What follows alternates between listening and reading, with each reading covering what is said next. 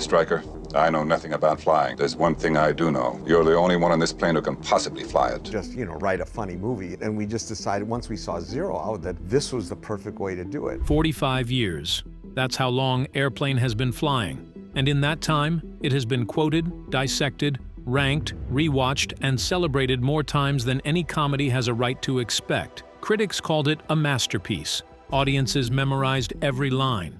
Film schools studied it. Comedians built careers trying to replicate it. And yet, here we are.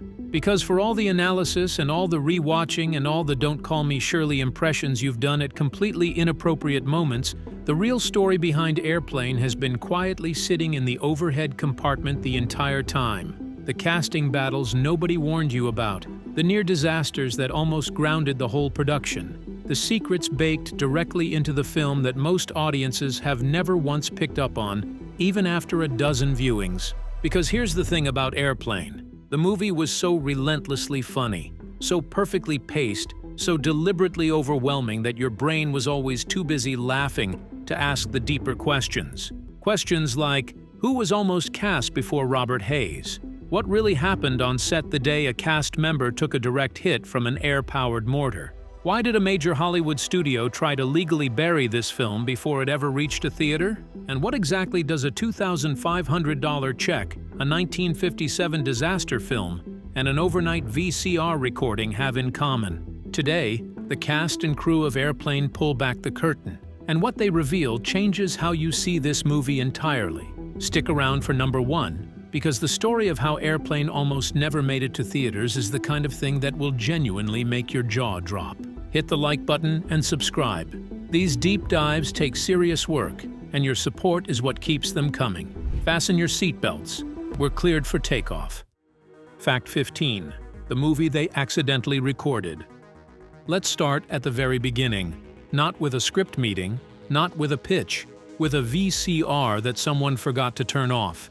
Jim Abrahams and brothers Jerry and David Zucker, the trio known simply as Zaz, had a long-running habit they called fishing for content. They would leave a VCR running overnight, let it capture whatever obscure programming aired in the dead hours of late-night television, and then comb through the footage the next morning looking for material to parody in their stage show, the Kentucky Fried Theater. Most nights produced nothing remarkable, but one particular morning, they hit something that stopped them cold.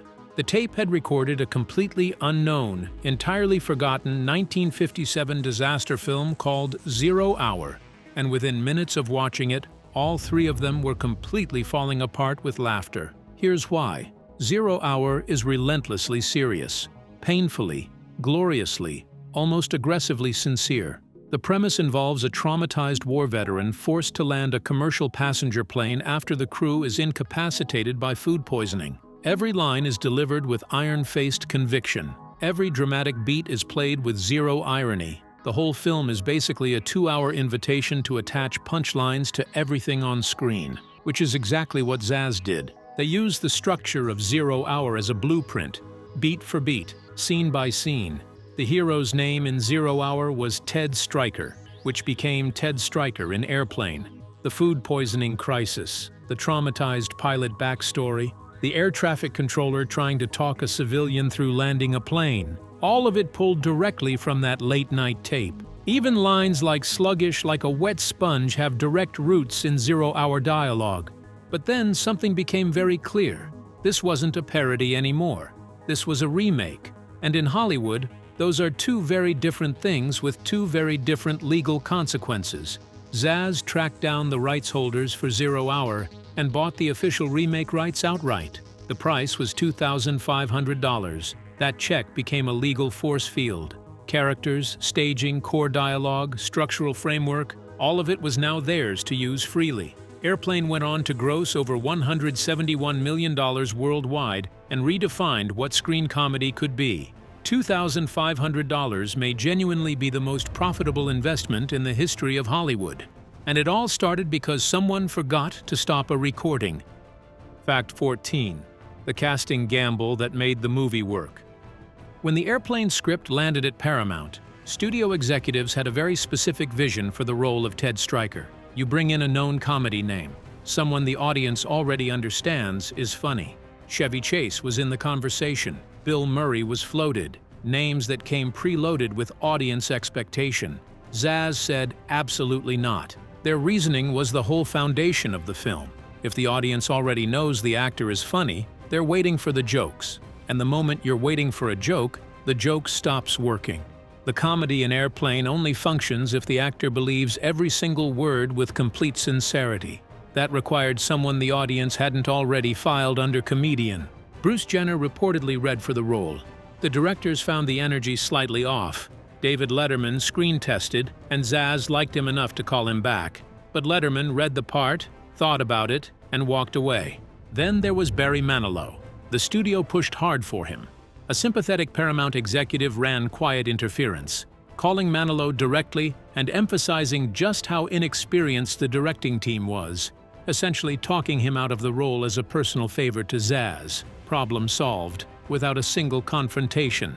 And then Robert Hayes walked in, earnest, a little awkward, capable of delivering complete absurdity with the calm conviction of a man filing a tax return, someone who would play catastrophe like it was paperwork. And one additional detail sealed it. Robert Hayes was a licensed pilot.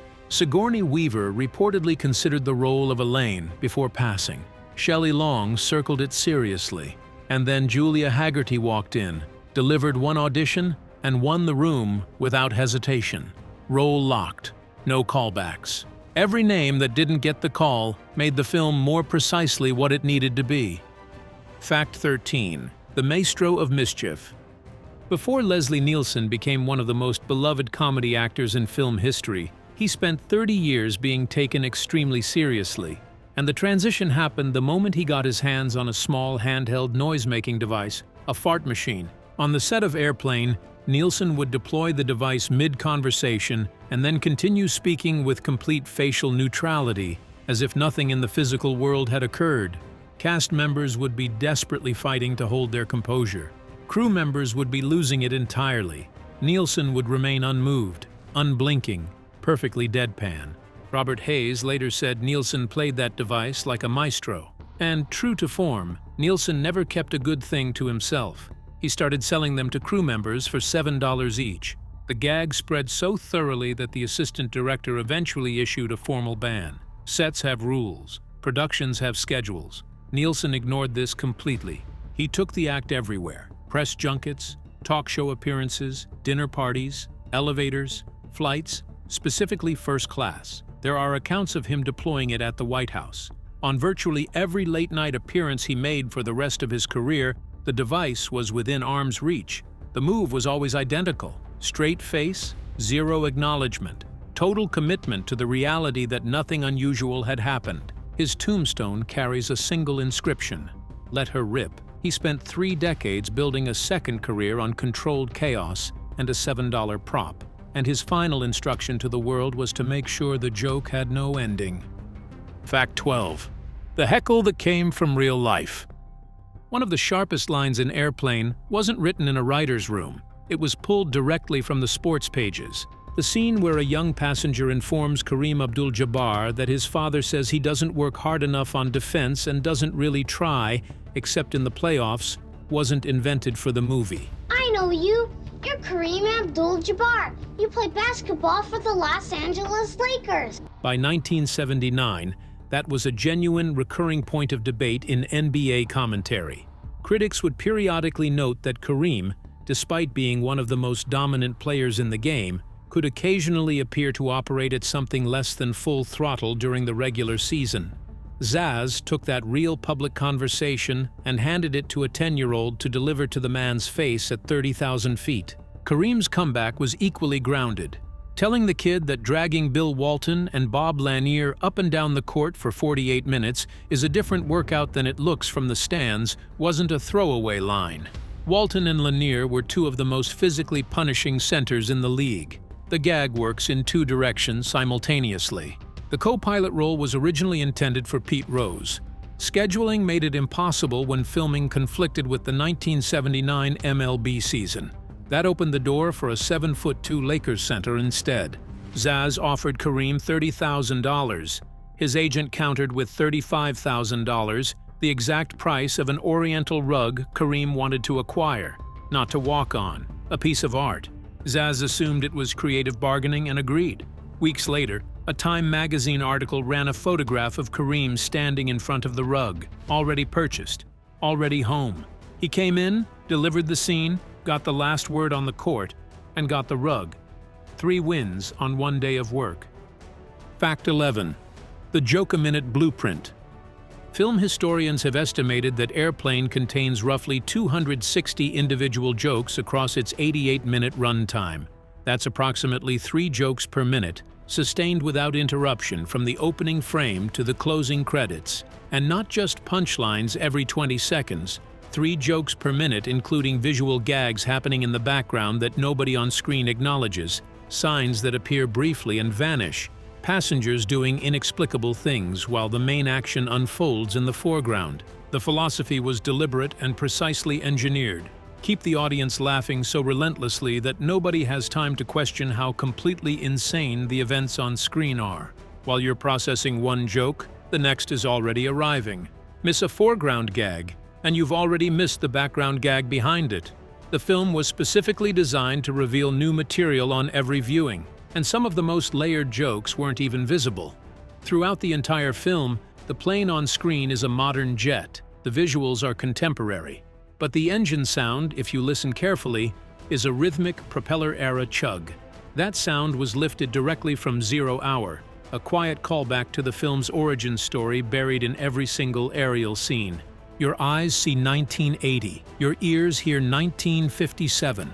Most audiences never consciously registered the disconnect. Aviation enthusiasts caught it, film historians documented it, and once someone points it out, it becomes permanently impossible to unhear. Zaz hit a joke about the movie's own origin inside the sound design and then waited 45 years for the right people to find it. Fact 10. The Broadway legend in a combat helmet. Ted Stryker walks through a hospital ward. A doctor explains the patient sitting quietly in the corner. You'll be swell! You'll be great! Severe shell shock. He thinks he's Ethel Merman. And then Ethel Merman, the real Ethel Merman, one of the most powerful voices in the history of American musical theater, sits up in full military uniform and immediately launches into Everything's Coming Up Roses from Gypsy at complete, unrestrained volume. The joke has 2 movements. First, a male soldier who believes he is a Broadway legend. Second, the camera pulling back to confirm that he is, in fact, a Broadway legend. The gag works because the real Merman agreed to play it completely straight, and given her lifelong reputation for total commitment to a performance, that was never seriously in question. What many viewers don't know is the weight of what they were watching. That hospital scene was Ethel Merman's final film appearance. She died in 1984, and Airplane was the last time she was captured on screen. An orderly rushing in and sedating her mid-phrase while she holds a note was her last cinematic moment. A towering Broadway figure in a military ward, delivering a show-stopping performance in uniform, knocked unconscious in the middle of a musical number. The perfect exit by someone who never flinched at anything in her career. Fact 9. Play it like it's not a comedy. This is the rule that made everything work. And it's also the most counterintuitive instruction in the history of film comedy. Nobody on the set of Airplane was allowed to act like they were in a comedy.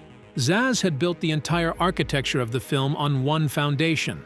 The moment an actor winks at the audience, the moment any performer signals awareness that what they're doing is funny, the joke self-destructs.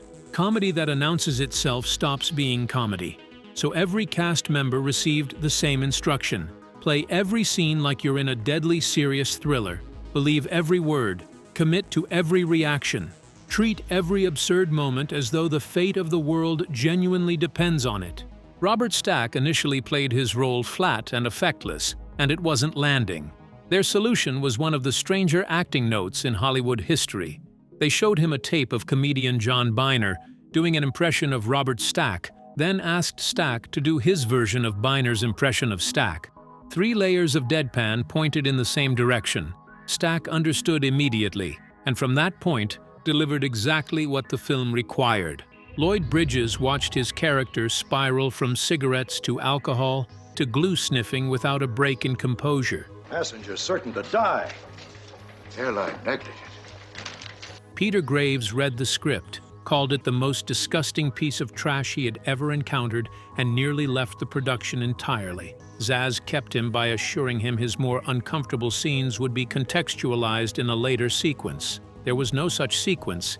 He delivered the lines in perfect good faith. For Dr. Rumack, Zaz first approached Vincent Price, Christopher Lee, and Jack Webb, all serious dramatic actors, all of whom passed. Vincent Price would later describe turning it down as his single greatest career regret. The secret of Airplane was always the same. The actors believed every word, and that's the only reason any of it was funny. Fact 8. The composer who played it deadpan. The philosophy of playing it completely straight extended to every frame of the production, including the one element most audiences have never consciously analyzed: the score. For the music, Zaz hired Elmer Bernstein, not a comedy composer, the man who wrote the sweeping, iconic score for The Magnificent Seven, a composer whose filmography was almost entirely serious, weighty, and dramatically significant. Zaz gave him a specific instruction: don't write a comedy score. Write the score for a B-movie disaster film that takes itself just slightly too seriously.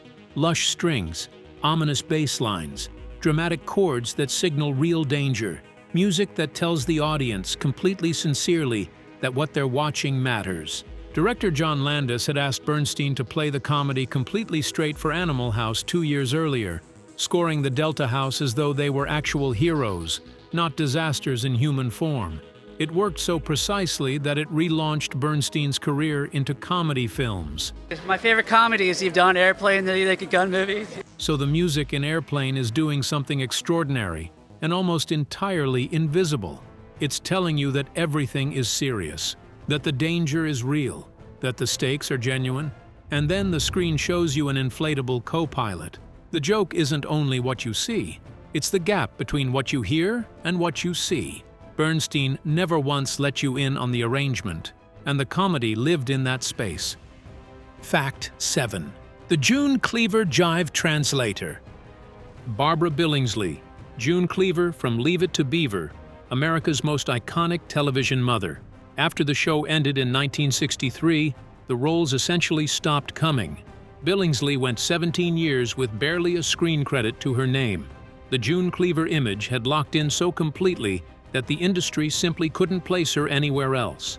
Zaz had conceived a scene with 2 passengers speaking in dense jive slang, with a translator stepping in to interpret for the cabin. The first draft wasn't working. Actors Al White and Norman Alexander Gibbs said the slang sounded fake. Not funny fake, just wrong. Zaz handed the scene over entirely. White and Gibbs rebuilt the dialogue from scratch, delivering something exaggerated enough to be comedic but grounded enough to feel real. The joke only works with the most buttoned-up, culturally incongruous person imaginable. Zaz approached Harriet Nelson first. She passed, which opened the door for Billingsley. Billingsley read the script, noted that her entire contribution was described simply as "talks jive," called the whole thing the craziest script she had ever read, and signed on immediately. White and Gibbs coached her personally on rhythm, timing, and delivery. Test audiences watched America's most proper TV mother calmly translate dense jive slang to a bewildered flight attendant and completely fell apart. After 17 years of near silence, Billingsley was back. She said it herself. That one scene started her entire career over again. All it took was one flight and a crash course in jive. Fact 6. The joke that needed the wrong voices. The White Zone announcement gag in Airplane begins quietly. 2 calm, neutral voices over the airport, PA system, repeating the kind of announcement you've heard 100 times and retained precisely 0 times. Standard, sterile, completely forgettable. And then something happens. Gradually, almost imperceptibly, the 2 voices start pushing back against each other. Airplane had a production story almost as ridiculous as the movie itself. The polite tone never changes, but the conversation slides sideways into something increasingly personal, increasingly unhinged, and completely removed from airport zoning policy. By the time the bit reaches its conclusion, it has traveled from gate information into deeply specific domestic territory with 0 logical connection to aviation. The genius lives entirely in the contrast between tone and content. That unwavering composure is what makes the escalation so completely absurd. ZAZ auditioned professional voice actors. Nothing felt authentic enough, so they tracked down the real couple who had recorded the genuine PA announcement tapes used at LAX. And then they cast that couple as a bickering married couple fighting over the airport intercom. A real married couple, playing a bickering married couple using the voices they had recorded for an actual working airport, fighting about things that had nothing to do with airports. The authenticity wasn't manufactured. It was the real thing, redirected. You will never hear a gate announcement the same way again. Fact 5. The 2-week prove yourself deadline. For all the confidence that Zaz projected publicly, behind the scenes the situation was significantly more precarious. When the Airplane script reached Paramount, the studio liked what they read. What made them nervous was who wanted to direct it. Zaz had already written the Kentucky Fried Movie, but they'd let John Landis direct it. This time, the trio wanted to direct themselves, despite having zero feature film directing experience between them. Paramount agreed, but not without a condition. Paramount Pictures released it in 1980, and from the outside, it looked like every other high-stakes disaster movie of the era. Veteran producer Howard W. Koch was brought in as executive overseer with a formal clause. If the footage wasn't landing after 2 weeks, Zaz could be removed from the director's chair. 2 weeks. That was the entire window.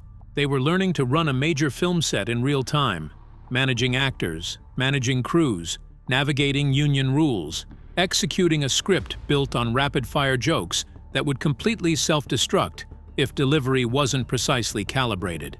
And then the studio started seeing footage. Serious actors selling ridiculous lines with zero irony, pacing unlike anything else in theaters. A comedic approach that had never been done quite this way before. Nobody said a word about the 2-week clause. Nobody brought it up again. 3 first-time directors from Wisconsin walked into that window with everything to prove and came out the other side with a film nobody was going to touch. Fact 4. The Directors Guild didn't want 3 directors.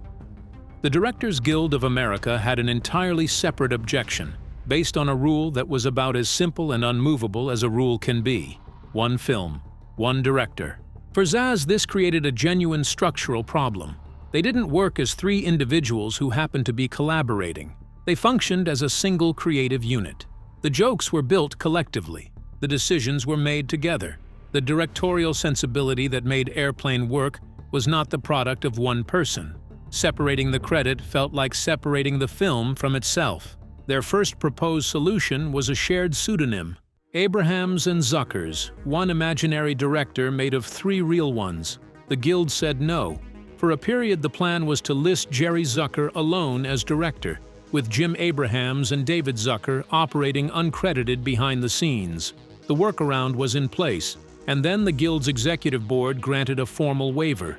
It was put together by the triumvirate known as Zaz, brothers Jerry and David Zucker and Jim Abrams. When Airplane reached theaters, the directing credit read exactly the way the team had always worked, directed by Abrahams, Zucker and Zucker. A rare approval for an arrangement the industry wasn't comfortable with, one that quietly helped normalize collaborative directing going forward. The Coens, the Farrelly brothers, the Wachowskis all followed in the years ahead. 3 people who refused to take turns in line permanently changed how Hollywood counts to 1. Fact 3. The bean dip explosion nobody saw coming. Howard W. Koch, executive producer of the film, had served as Academy President from 1977 to 1979. He was a Hollywood institution, and in the summer of 1979, he was standing on a soundstage in Culver City overseeing a gag in which something unpleasant was fired into a spinning fan. The reasoning behind the bean dip was practical.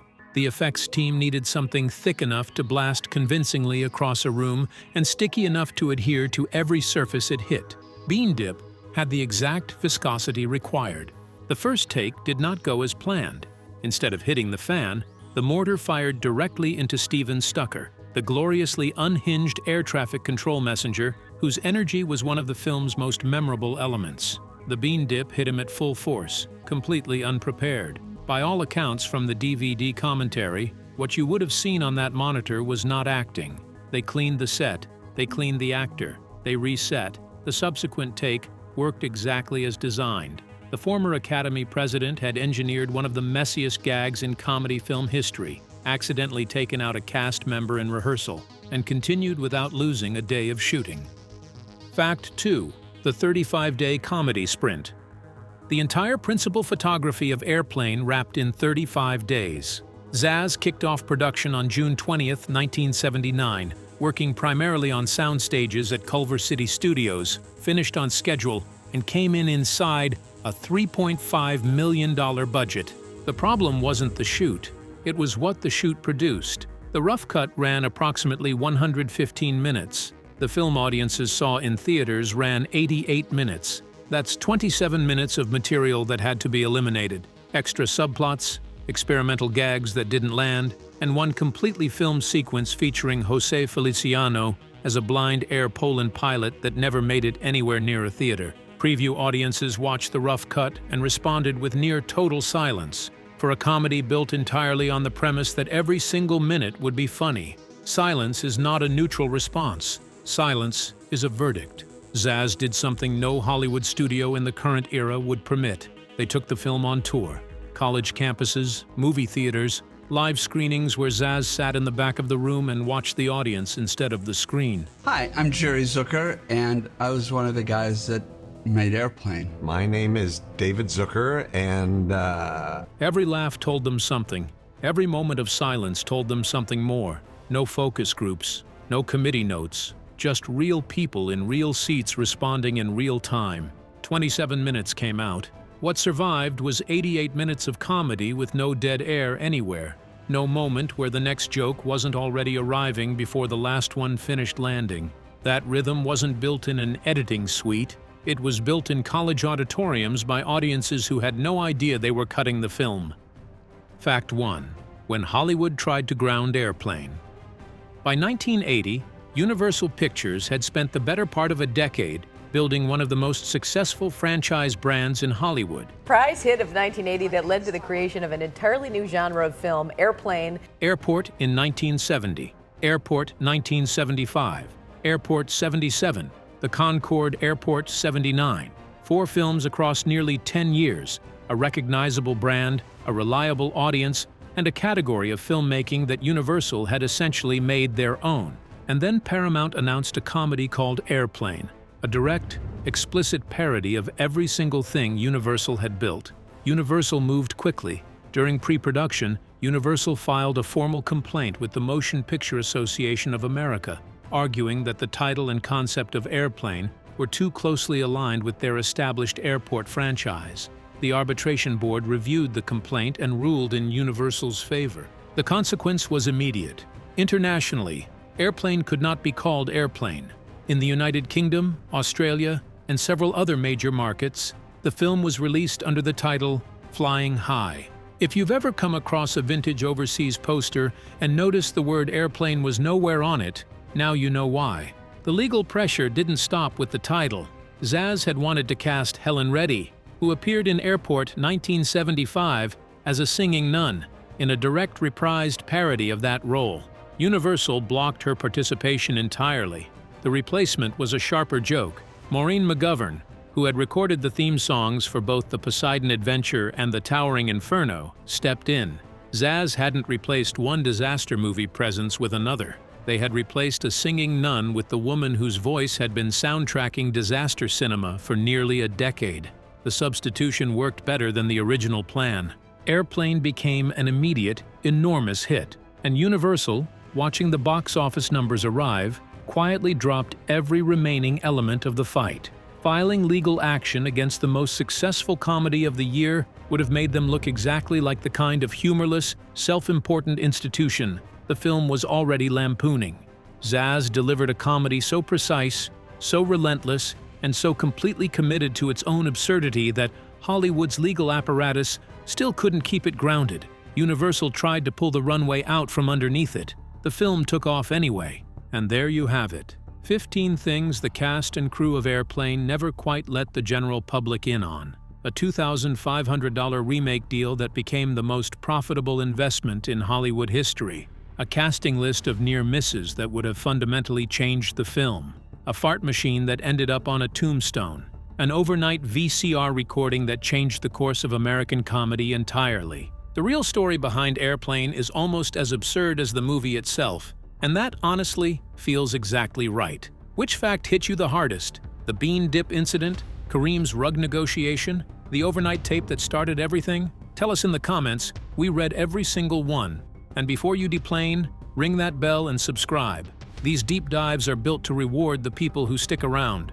Until next time, I'm serious, and don't call me Shirley.